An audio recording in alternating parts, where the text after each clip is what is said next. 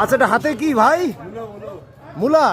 বাপরে বাপ, এটা ওজন কত হবে এক একটাই? 2 কিলো। আচ্ছা, এটা বিদেশি মূলা না স্বদেশি মূলা? আচ্ছা, এটা কি পাকবে তো নাকি? বাপরে বাপ, বন্ধুগণ দেখেন এত বড় বড় মূলা।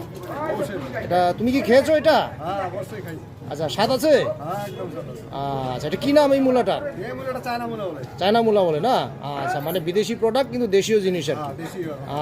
তো বন্ধুগণ আপনারা দেখুন, একটা মূলার ওজন দেখাচ্ছি 1 কেজি 612 গ্রাম একটা মূলাই বন্ধুগণ।